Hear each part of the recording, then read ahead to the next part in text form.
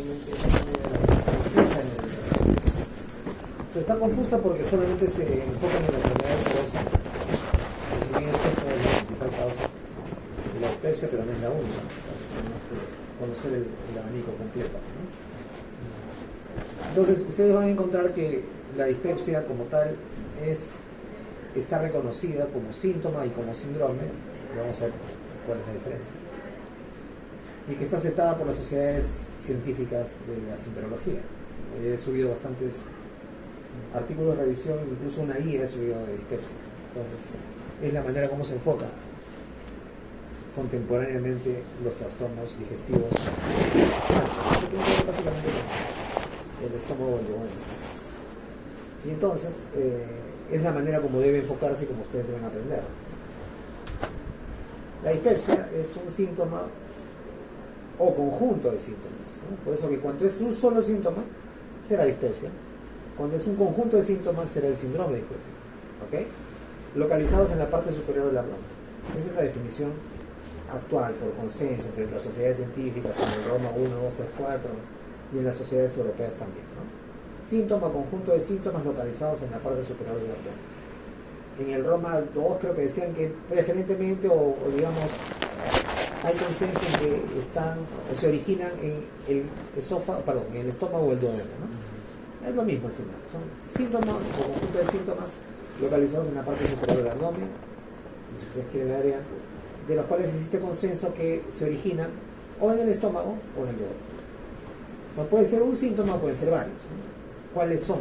¿Cuál es el espectro de síntomas que conocemos como dispepsia? Dolor epigástrico, ¿okay? Plenitud postprandial, o sea que después que come se llena, ¿no? Se llena más rápido de lo normal.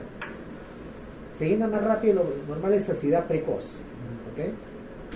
Anorexia, lo que presentó tercero.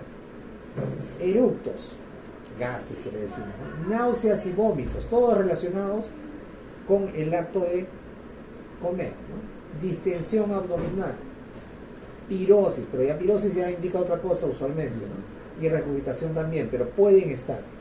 Pero pirosis y regurgitación básicamente ¿con qué están relacionados? Gastritis. No, hemos hablado de eso antes de ayer y ya se olvidaron. Úlcera péptica. No, sí vamos a hablar de esa úlcera. Pirosis. Ya sería reflujo gastroesofágico.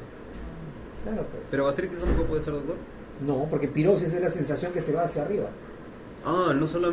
Pirosis es solamente cuando. ¿Qué les he sube. dicho yo? Va a revisar la clase que les he dictado.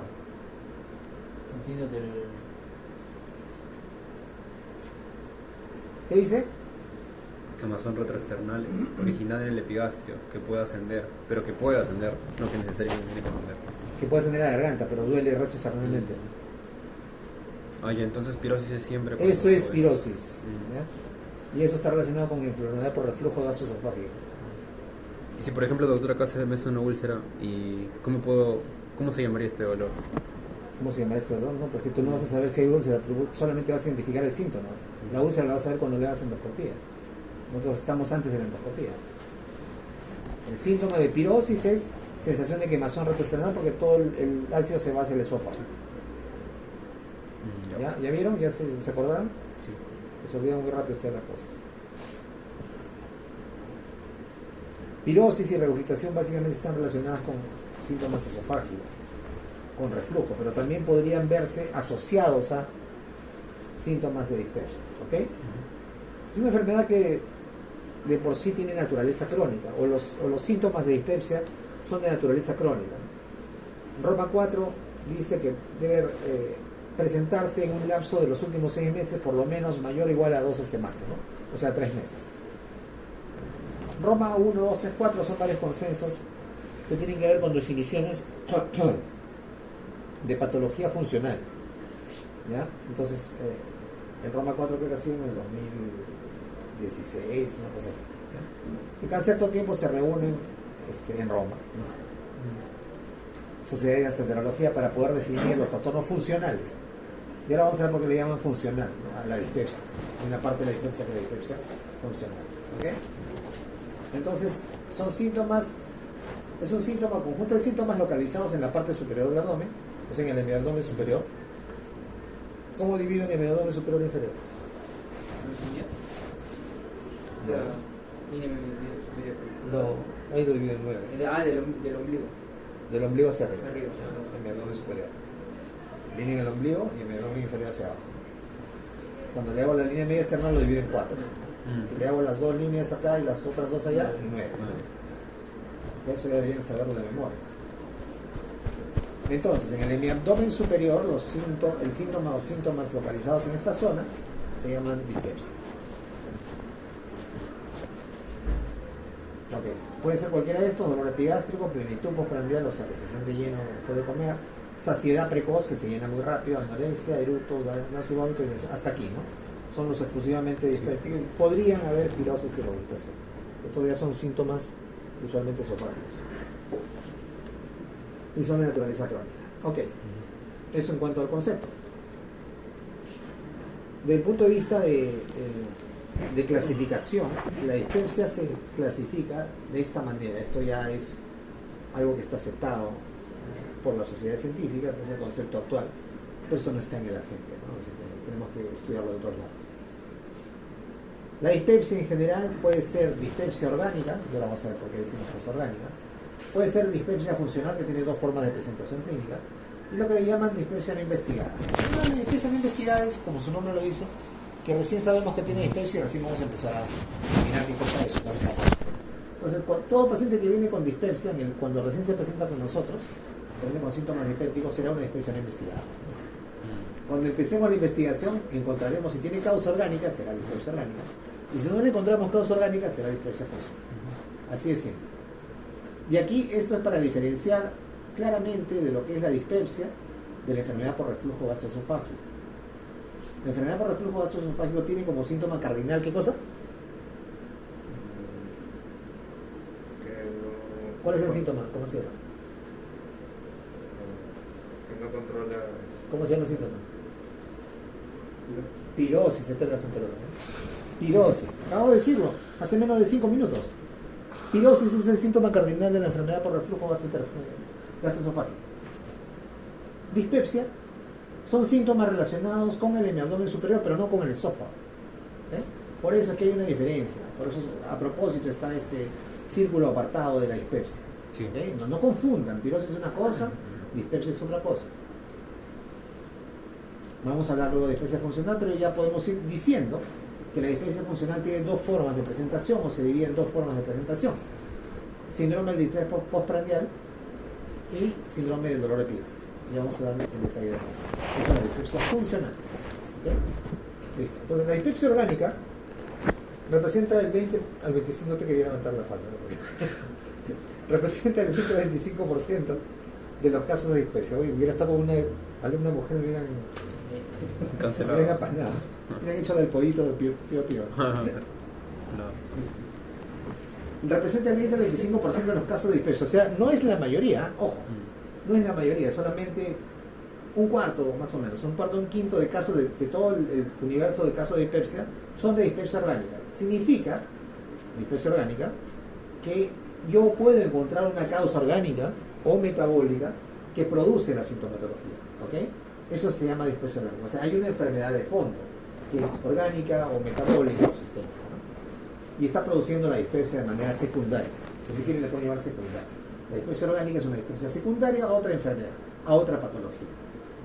Y entonces no es lo más frecuente, es solamente del 20 al 25% de los casos. Y entonces, en teoría al menos, los síntomas mejoran o desaparecen si yo trato la causa subyacente. Las causas principales, y aquí están las que ustedes conocen, son la enfermedad ulceropéptica, que puede ser en esófago, que puede ser en estómago o en duodeno. Puede ser en esófago también, pero es bien raro, ¿no? Tiene una úlcera esofágica. La enfermedad por Helicobacter pylori, que puede producir crónicamente enfermedad ulceropéptica o puede producir cáncer gástrico a largo plazo. La enfermedad por reflujo gastroesofágico también produce dispepsia. Y los medicamentos. O sea, estas son, dentro de las causas de dispepsia orgánica, las más frecuentes. Y por eso es que regularmente hacemos una analogía, una sinonimia de cualquiera de estas con dispepsia, pero no necesariamente es así. ¿Okay? Estas son las principales causas de dispepsia orgánica. Quiere decir que si yo trato la enfermedad useropéptica, erradico el Helicobacter pylori, al menos en teoría, trato el reflujo, quito los medicamentos y bueno, trato el cáncer, la dispepsia debería mejorar. ¿Ok? Para los norteamericanos el cáncer gástrico no es una de las causas más frecuentes de dispepsia, porque no es muy frecuente el cáncer gástrico en Estados Unidos. ¿Es más frecuente dónde? En Asia. En Asia. Japón, ¿En Sur dónde Corea, más? China. Ya, eso es Asia. ¿En dónde más? ¿Dónde más es frecuente? En Sudamérica. En Latinoamérica. Más que allá. ¿Ok? O sea, para ellos, ustedes leen, yo les he puesto ahí bastantes referencias, las americanas y las que no son americanas. Para los americanos, por ejemplo, el Aptodig dice, para nosotros no es una causa frecuente, pero sí lo ponen porque es frecuente en Latinoamérica, en Asia, etc. Ok, entonces, estas son las 4 causas más frecuentes de dispepsia orgánica, o sea, la que tiene una causa identificada. Y entonces aquí están todas, para que no sepa, ¿qué es esto? Helicobacter pylori. Helicobacter, ¿no? Causa dentro de la dispepsia orgánica, ¿no? Causa frecuente, la que hemos dicho, enfermedad useropéptica, enfermedad por reflujo gastroesofágico, medicamentos. Y se causas poco frecuentes, aquí está el cáncer porque no es la más frecuente para los ricos, pero podemos ponerte las 4, ¿ya? Okay. 3 más 1. Además están enfermedades crónicas, miren, diabetes mellitus con gastroparesia, dismotilidad gástrica, isquemia mesentérica crónica, pancreatitis crónica, cáncer de páncreas, cirugía gástrica que altera toda la anatomía, enfermedad infiltrativa del estómago o intestino grueso, que acá solamente, o sea, diferentes al cáncer, ¿no? Enfermedad de Crohn, gastritis eosinofílica, ¿se acuerdan dónde vimos, no? La esofagitis, sí. Gastritis, sarcoidosis, que produce infiltración de las paredes, enteropatía al gluten, incluyendo enfermedad celíaca, puede producir también dispepsia. Claro, lógico, pues, ¿no? O sea, como algo con gluten, se hincha la barriga. ¿Con la lactosa también? ¿Lactosa también? Claro, también. Trastornos metabólicos, uremia, la uremia puede producir, de hecho produce síndrome dispéptico, hipocalcemia, el hipotiroidismo es una causa frecuente. Cushing. ¿Cushing? No, perdón. Cushing es ¿Qué cosa es Cushing? No. ¿Qué era? Cushing era cuando había exceso de esteroides. De corticoides. Ajá. Uremia, hipocalcemia, hipotiroidismo. Parasitosis intestinales, lógicamente producen dispepsia. Un niñito lleno de bichos, ¿no? Enfermedades sistémicas, que ya habíamos dicho, diabetes mellitus, enfermedades de tiroides y paratiroides, enfermedades del tejido conectivo, por ejemplo, la esclerosis sistémica. Imagínense ustedes, ¿no? La esclerosis sistémica que infiltra el esófago y el estómago y los vuelve como una piedra, va a producir dispepsia, ¿no? Va a producir plenitud postprandial seguramente. Sí. Oye, ¿podemos hacer algo por la esclerosis sistémica? No. Lamentablemente no, es un problema, es bien serio, es una enfermedad de un pronóstico muy malo. Ok, entonces estas son las causas más frecuentes de dispepsia orgánica. ¿Ok? ¿Qué cosa es la dispepsia orgánica?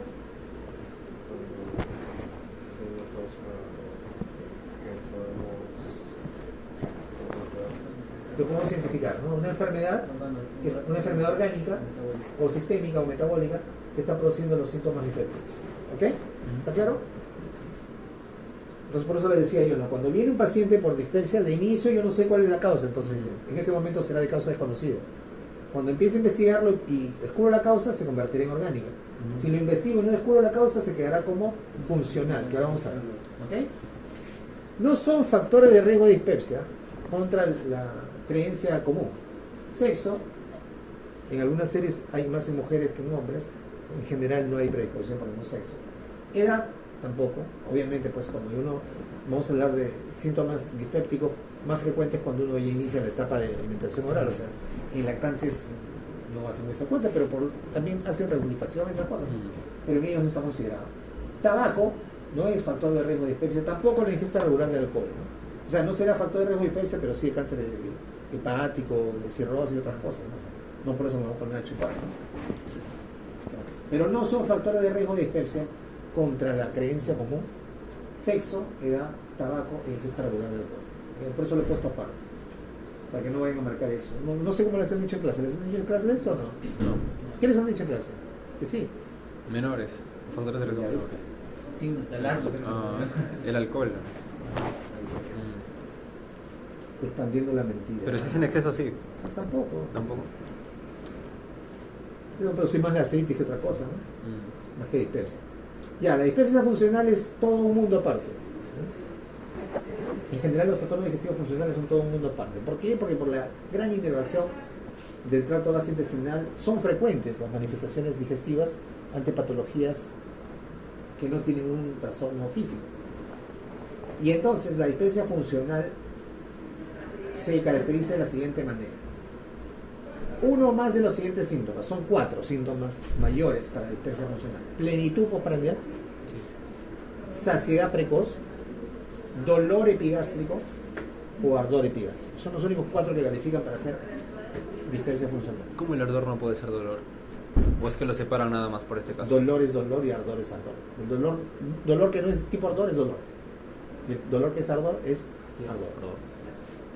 En inglés es heartburn, ¿no? Es más fácil en inglés que en castellano, pero dolor es pain, ¿no?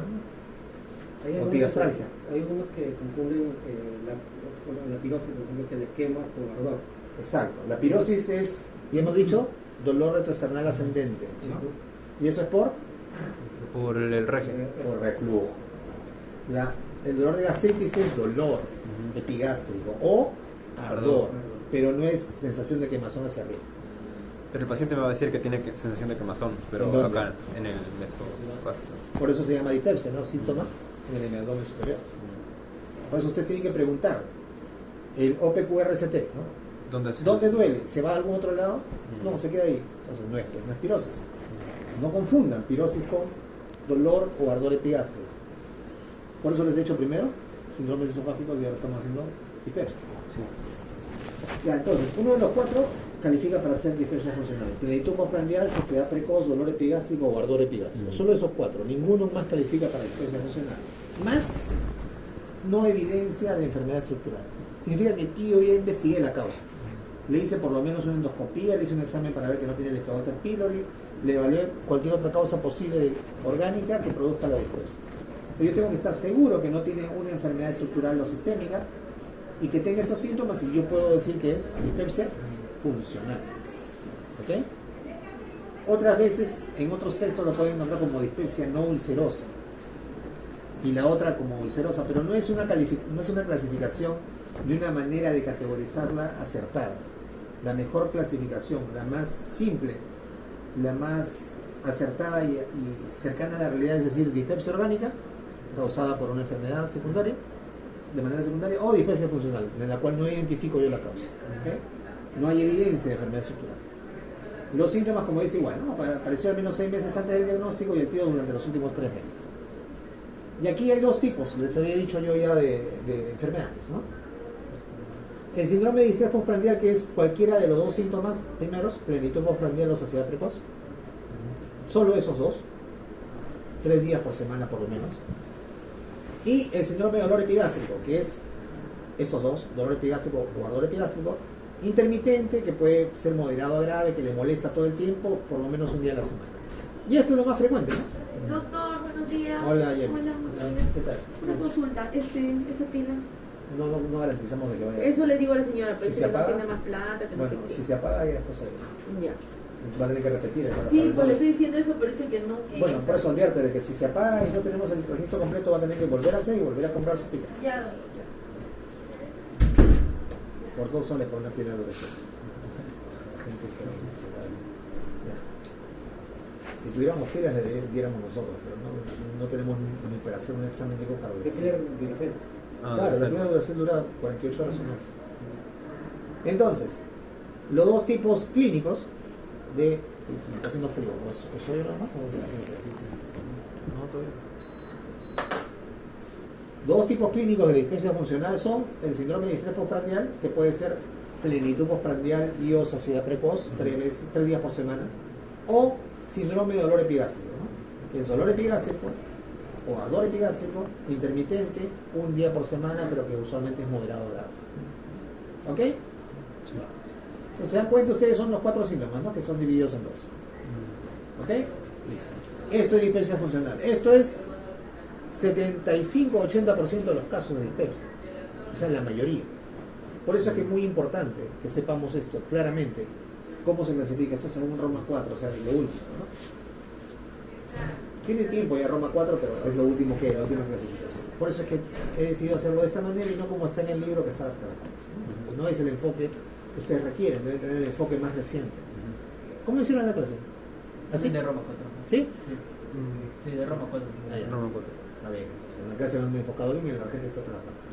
O sea, este es más o menos el porcentaje mayor a diferencia del orgánico, que ¿El es orgánico cuánto era? 25%. Ya, entonces el resto son dispersia funcional. Funcional.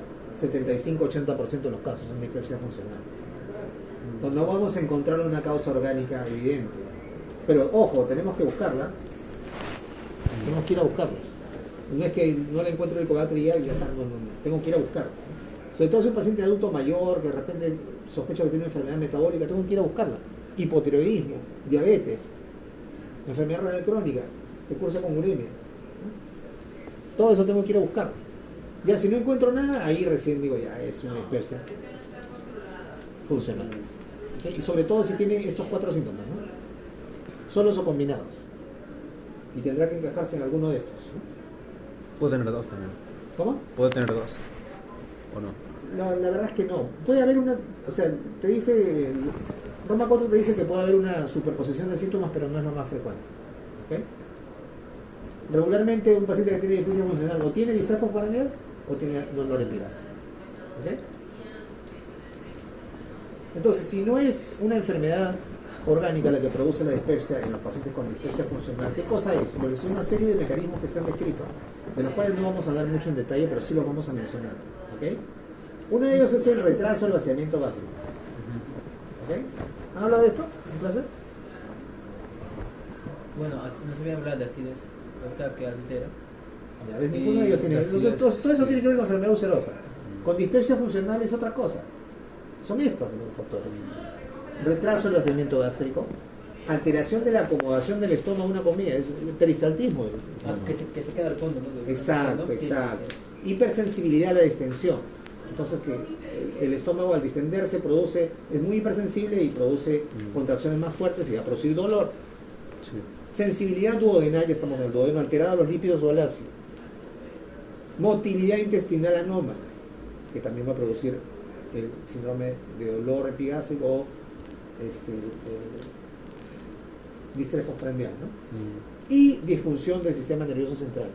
Todos estos son factores que pueden jugar un rol importante en varios grados dentro de la aparición de los síntomas de la dispersia funcional. Todos ellos en mayor o menor medida, dependiendo del caso, están implicados y han sido descritos y están bien detallados en uno de los artículos de dispersia que les he puesto ahí, que es el dispersia 2010 o 2012. Uno de ellos está, todo está así bien detallado, ¿ya? Para que lean un poco más. Pero esos son los factores fisiopatológicos que tienen que ver en la génesis de los síntomas de la dispersia funcional.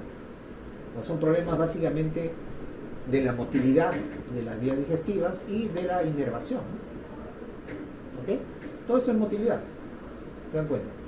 Vaciamiento, acomodación, hipersensibilidad, extensión. No, esto no. Motilidad anómala y todo el resto es de la inervación. O sea, es la combinación del sistema nervioso con la motilidad de las vías digestivas. ¿Ok? Eso es lo más importante en la fisiopatología de la dispersia funcional. Y como justamente el sistema nervioso se afecta por las emociones, por eso porque, ¿no? Me asusto, me duele el estómago. El estrés también. Exacto. Por eso es que en muchos casos vamos a hacer todos los estudios, no vamos a encontrar nada y el paciente sigue con molestias. Este es el fluxograma que van a ver ustedes en el Up to Date. O sea, es, digamos, el estado del arte de cómo debemos evaluar a un paciente que tiene dispersia pero no sabemos la causa. Y hay una división bien importante, ¿no? Dependiendo si el paciente es menor o mayor de 60 años. En algunos casos van a encontrar menor de 55, en otros menor de 45, bueno, menor de 60. 60 es el punto de corte actual para el Up to Date, ¿no? Entonces, si tiene más de 60 y el paciente viene con dispersia, lo primero que tengo que hacer es una endoscopía. ¿Por qué? Porque las causas orgánicas son más frecuentes en pacientes adultos mayores. Aquí yo probablemente tengo un riesgo mayor de encontrar un cáncer, siendo una causa no muy común, pero tengo un riesgo mayor de encontrar. Entonces yo tengo que asegurarme. Entonces la actitud del diagnóstico es distinta si el paciente tiene menos o más de 60 años. Si tiene más de 60, me voy a hacer la endoscopia. Si yo encuentro una enfermedad orgánica, dispersia funcional. Se acabó la etiqueta, ahí no hay más, ¿no? Perdón, dispepsia orgánica. Dispepsia orgánica. Y luego yo trato basado en la causa de base.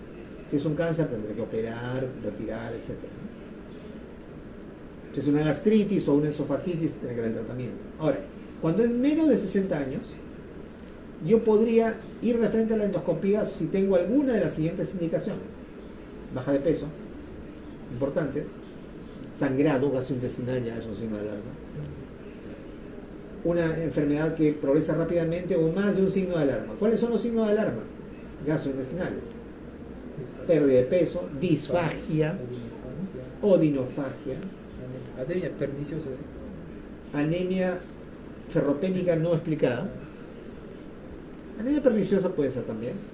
Vómitos, una masa palpable o linfadenopatía, historia familiar de cáncer gastrointestinal. O sea, si tiene menos de 60 años, pero tiene alguna de estas cosas, yo igual me voy por la endoscopía. ¿Ok? Si yo encuentro algo en endoscopía, entonces es una dispepsia orgánica. Si no encuentro nada en endoscopía, ahí me voy, en todos los casos, a una prueba de Helicobacter pylori. Entonces, con estas dos pruebas, yo abarco la mayor parte del espectro de las causas. Con la endoscopía, todas las causas orgánicas, y con la prueba de Helicobacter pylori, otra de las causas orgánicas frecuentes de dispepsia. Entonces, esto es, digamos, es la primera parte y es lo más importante que ustedes deben saber de este fluxograma, porque aquí ya viene el tratamiento, ¿no? Si no encuentro nada en endoscopía y la prueba de Helicobacter pylori es negativa, es dispepsia funcional. Pero igual yo voy a tratar como si hubiera Helicobacter pylori. Y es dispepsia funcional. Helicobacter pylori ausente, acá, fíjense esta flecha. Ya llego al final de la dispepsia funcional, o sea, no tengo causa orgánica. Si el Helicobacter pylori está presente, bueno, yo trato el Helicobacter pylori, pero si está ausente, igual le doy una prueba de inhibidor de bomba de protones.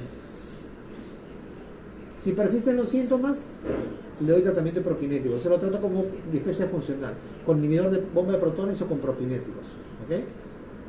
Yo tengo que asegurarme con la endoscopía que no haya nada orgánico y con la prueba de Helicobacter pylori que no haya infección por Helicobacter pylori.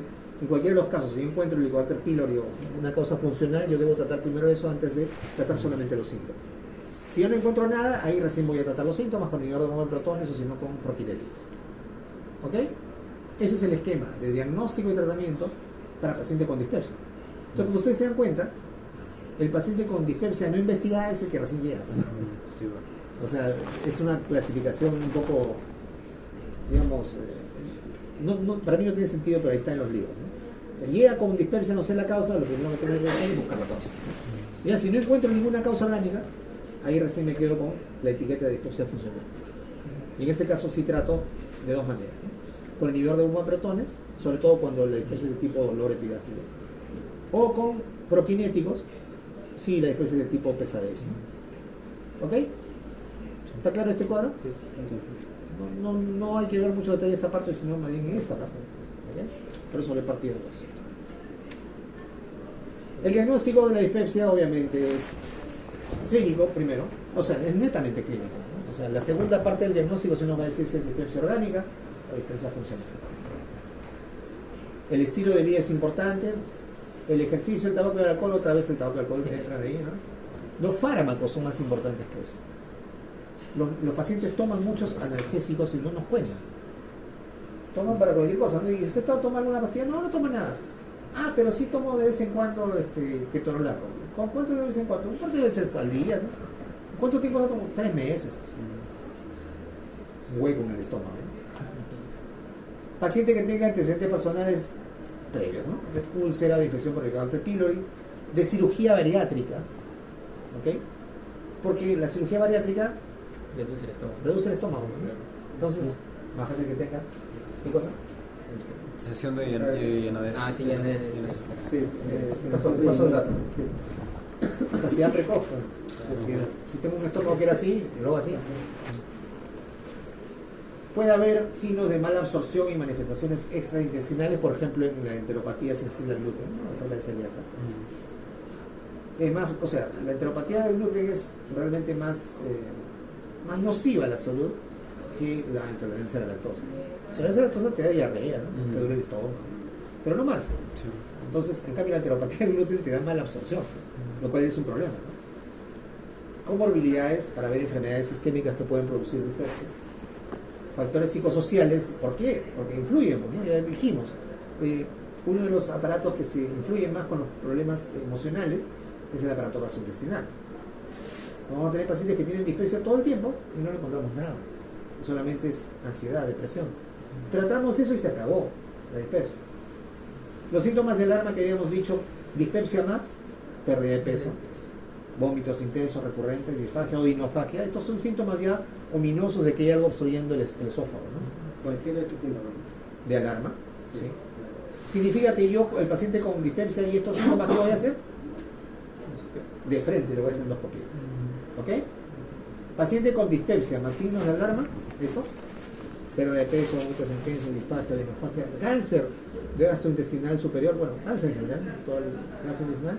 Yo voy de frente a hacerle endoscopia independientemente de la edad que tenga. Ya les he dicho, el cáncer de estómago no es tan frecuente para los gringos, pero para nosotros sí. Y encima, cuando se presenta en pacientes jóvenes, es bien agresivo y los mata rápido. La exploración física, signos de alarma, no síntomas, sino signos de sangrado digestivo. Tacto rectal. Si ustedes por ahí les insinúan de que ha habido por ahí esas negras, tienen que asegurarse. Sobre todo si le dice que ha sido reciente, ¿no? Si le dice hace un mes, tú ya no lo está metiendo el dedo, ¿verdad? Masa abdominal palpable, linfadenopatías. ¿Okay? Y bueno, las pruebas diagnósticas de la causa, si fuera orgánica, son la endoscopia digestiva y las pruebas para el coagulativo. Hay un montón de diagnósticos, mejor dicho, de pruebas diagnósticas, pero la que nos sirve, digamos, el gol estándar es la biopsia, que se hace por endoscopia, y lo otro es la prueba de la urea, ¿no? Es ureasa, con el aliento.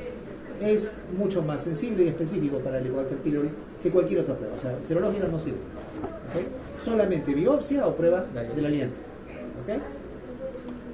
Y de esa manera abarcamos las principales causas orgánicas de la dispepsia: Helicobacter pylori, cáncer, enfermedad por reflujo, gastritis, úlcera, etc. Ya si no encontramos ninguna causa además de las metabólicas sistémicas, entonces la dispepsia es funcional y la trataremos de esos dos enfoques, ¿no? Como dolor abdominal o epigastralgia con inhibidores de bomba de protones, o con prokinéticos si hay saciedad, distensión abdominal. ¿Ok? Creo que eso es todo. Dime. El tufo de las personas con dispepsia no cambia. ¿El qué? El tufo, o sea, el aliento de la boca. O sea, no sé, o sea, si tienes como Si tiene Helicobacter pylori, no. La halitosis, usualmente halitosis se llama. La halitosis tiene relación usualmente con trastornos de la boca y de la faringe más que con la vía inferior, ¿no? Porque, o sea, el divertículo de Zenker, que es una bolsa que va hacia atrás, sí le dije, ¿no? Cuando con el tiempo puede crecer y es una bolsa agrandarse, se puede acumular ahí contenido de bolo alimenticio. Por eso apesta, ¿no? Por eso va a tener un aliento pútrido, ¿no? O sea, eso es una de las causas del aliento pútrido. Otras son las causas, son absceso retrofaríngeo, ¿no? Pero si te das cuenta, todo es arriba, nada por abajo. La halitosis está relacionada básicamente con la cavidad oral y la faringe, no con el esófago ni el estómago, menos el estómago. ¿Ok? ¿Algo más? Doctor, ¿la alimentación del paciente iría en antecedentes personales generales? Sí. Alimentación. Generales. Fisiológicos, sí. Generales. ¿Algo más? ¿No hay otra razón por la que pueda cambiar el aliento? No necesariamente para mal. O sea, entre las causas orales hay un montón, ¿eh? Están básicamente los dientes, que es la primera causa. Entonces, está luego toda la cavidad oral como tal, o sea, infecciones, tumores, y en teoría algunos parásitos pueden irse ahí también. Y no hay más. Esas son causas de halitosis. Una enfermedad, es que ya no estamos en tiempos en los cuales, por ejemplo, ¿no? El diabético venía con oliendo acetonas, ¿no? Ya no, pues, o sea, ya no. El diabético que da cetoacidosis es bien raro. ¿Por qué? Porque lo tratamos. Porque lo tratamos, pues, ya lo tratamos. Y no estamos en el siglo XVIII. Entonces esas cosas ya no vamos a ver. Podríamos ver, sí, ¿no? Pero hasta que llegue el aliento cetóxico, no. Probablemente no, yo ya no he visto hace siglos que no veo cetosis ni aliento a manzanas. ¿Pero sí lo olió? Sí, ¿Y sí olió a manzana? sí huele a manzanas. Ah, ya. Sí huele a manzanas. Ah, Sí huele a manzanas. tanto para que... Bueno. Estaba pues en coma, ¿no? No había COVID, no estaba con mascarilla. Antes que eso, pues está en coma el paciente. Ok, ¿alguna pregunta más sobre dispepsia? No, no. Doctor, en la parte de la saciedad, ¿cuál es exactamente la diferencia entre la plenitud? Ya, la plenitud es cuando tú sientes que estás lleno después de comer, una comida regular. La saciedad precoz es cuando te llenas antes de que acabes tu porción regular. Esto usualmente es progresivo. O sea, primero estás comiendo bien y primero tienes plenitud usualmente, ¿no? Te sientes lleno, muy lleno comiendo un plato normal. De repente llega un momento en el cual te das cuenta que ya no terminas y te llenas. Eso, la plenitud cambia a saciedad Te precoz, comes tu entrada primero, tu papá de contraído y ya te llenas. por decirlo, ¿no? Claro. Entonces no son exactamente lo mismo, pero sí puede haber una progresión de uno a otro, ¿no?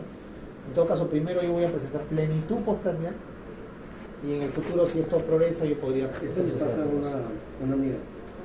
Uno primero se entra, ya no quiere comer su... Pero siempre ha porque comido así.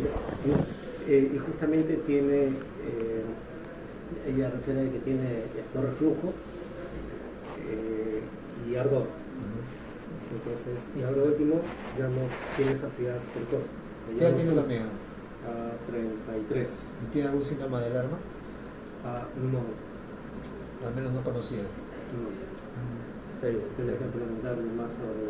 No, si no tendría que ir a una endoscopia, ¿no? Sí, ahora que estamos haciendo... Doctor, esa enteropatía sensible del gluten, ¿eso tiene... Enfermedad celíaca. En los pacientes con el síndrome de colon irritable, Es otra cosa. eso Pero ¿qué es más? otra cosa. ¿También son sensibles al gluten o tienen No, Pero tanto así para que cause O sea, malabsorción. el intestino O sea, irritable destruye la- es otra patología. es que la clínica No es lo mismo que una enteropatía sensible. El paciente que tiene enteropatía sensible al gluten no puede metabolizar. No se Pues al final va a producir hidrolizan, malabsorción. no se hidrolizan En cambio, el colon irritable o el intestino irritable lo que tiene es Pensaba que era como la que intolerancia tiene un lactosa. exceso de motilidad, Pero entonces tanto lo que no. tienes tú es el tránsito intestinal aumentado. Celíaco. Son cosas distintas, por causas distintas. Somos de los gringos, ¿no? Intolerancia al Es un gluten. diagnóstico de exclusión al final, ¿no? O sea, si no encuentras no habrá ningún. ¿Algo más? Entonces la clínica de mala absorción más sería cuando hay no se hidrolizan, se hidrolizan los grasas, los lípidos, las proteínas, ¿no? ¿Cómo? En la enfermedad celíaca. Ah, ya, ok. Bueno, es que depende, pues, ¿no? O sea, si hay mala absorción de proteínas o mala absorción de grasas, es distinto, pues, ¿no? Hay esteatorrea, ¿no? Porque hay una fase de esa es lumen. con grasa, ¿no? Cuando hay mala absorción de lípidos, hay esteatorrea, por ejemplo, ¿no? Ah, sí, Las heces flotan, creo. Sí, flotan de color amarillento. color amarillento, No, y no, huelen. Y huelen. No necesariamente el paciente tiene que ser llanito como para el síndrome de la absorción. No solamente. No, es otra cosa distinta. gluten, La ¿no? malabsorción tiene que ver con la función intestinal. Ya vamos a hablar de eso, ¿no? Nos falta hablar de diarrea, constipación y malabsorción. Ay, sí. Y en la absorción, o sea, solamente por la insensibilidad al gluten. Es una de las causas, ¿no? Hay un Pero montón de llega causas hasta metabólicas. alterar la anatomía del intestino al punto de que ya no. Lo que ¿Alterar pasa es que las mucosas? las vellosidades cambian, ¿no? Sí. Por eso decía que esto es más nocivo comparado con una simple intolerancia a la lactosa. Por eso se llama intolerancia, ¿no? Que es una enteropatía. Hay cambios anatómicos. Ah, los enteros sí. ¿Algo más? ¿Les gusta gastro a todos? ¿no? Ojalá que saquen buenas notas, ojalá que aprueben por lo menos más de la mitad. Listo. Ya, doctor.